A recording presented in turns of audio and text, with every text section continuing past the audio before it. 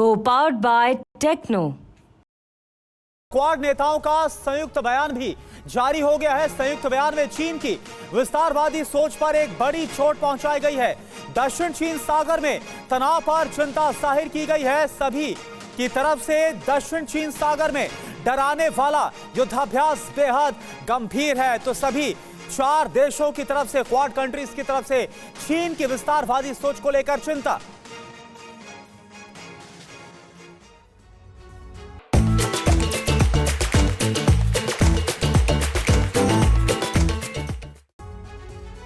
जी हाँ, तो ये ज्वाइंट स्टेटमेंट जो जारी किया गया है ये बहुत महत्वपूर्ण है। क्वाड की मीटिंग के बाद जो ज्वाइंट स्टेटमेंट है उस पर जरा गौर कीजिए, जिसमें चीन की विस्तारवादी सोच पर सीधे सीधे चोट की गई है। कैसे, ये जरा हम आपको समझाते हैं।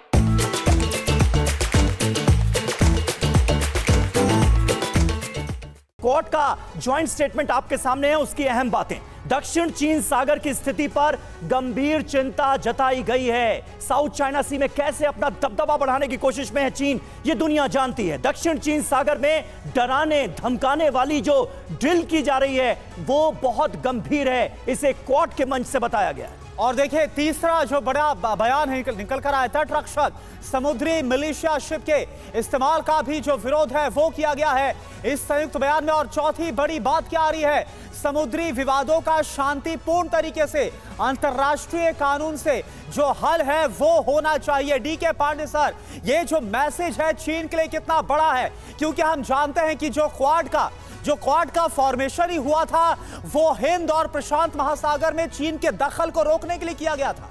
देखिए, बहुत सही बात कही आपने कि सुनामी के बाद 2004 में ये क्वाड की जो है विचारधारा को बल मिला और 2017 तक ये शांति रही और ये एक ठंडे बस्ते में चला गया। 2017 से पुनः इसका पुनर्जीवित किया गया और जब हमने मालाबार एक्साइज जो हम करते थे अमेरिका के साथ, उसमें जापान को जोड़ा और बाद में हमने ऑस्ट्रेलिया का भी जोड़ा। ये चीन के लिए बहुत ही ज़्यादा चिंता का विषय बन गया, क्योंकि जो इंडो पैसिफिक रीजन है उसमें चीन का प्रभुत्व रहता था और उस क्षेत्र में वो अपना सी मैरीटाइम सर्वेलेंस लगातार करता था और कहता था कि हम सी पायरेसी जो होती है उसके विरोध में ये उसको पता करने के लिए कर रहे हैं, लेकिन उसके उद्देश्य क्या थे पूरे विश्व को पता था।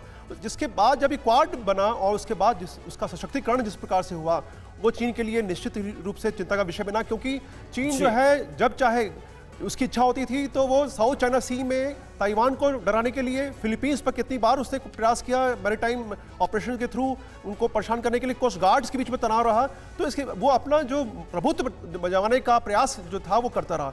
इससे जो है पूरा सप्लाई चेन जो है, हमें पता है कि इंडियन पैसिफिक रीजन जो है वो विश्व की जो 76% ट्रेड है वो उसके थ्रू होता है, उसको डिस्टर्ब करने में ये बहुत बड़ा इसमें रोल प्ले किया। बिल्कुल जाहिर है पूरे रीजन में चीन की तरफ से जो डिस्टर्बेंस क्रिएट की जा रही है उस पर लगाम आने वाले वक्त में लग पाएगी क्या? क्वाड के मंच से जो सख्त संदेश दिया है उसका चीन पर कितना असर होगा आने वाले वक्त में? प्रोफेसर सतीश कुमार, किस तरह से आप एनालाइज करेंगे इसे?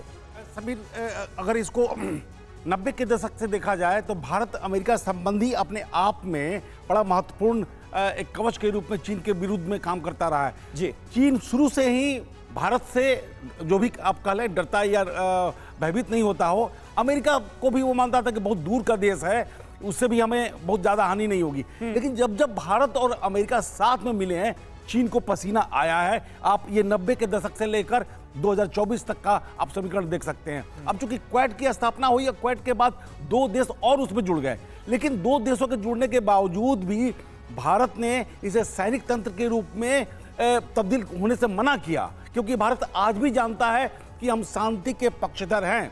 चीन को वो स्पेस दे रहा है, लेकिन चीन अपनी बुनियादी नीतियों से आक्रमणकारी नीतियों से बाज नहीं आ रहा है और इसके कारण से विवश होकर जो निर्णय क्वाड में लिए गए हैं वो चीन के लिए अत्यंत ही चुनौतीपूर्ण होंगे। हम ये नहीं कह रहे हैं कि इसमें कौन जीतेगा या हारेगा, लेकिन चीन के लिए मुश्किलें आने वाले समय में बढ़ेंगी। बिल्कुल सही बात है। और चीन की चालबाजियों पर, उसकी गुस्ताखियों पर लगाम लगाना कितना जरूरी है ये हम सब अच्छी तरह से जानते हैं। Co-powered by Techno।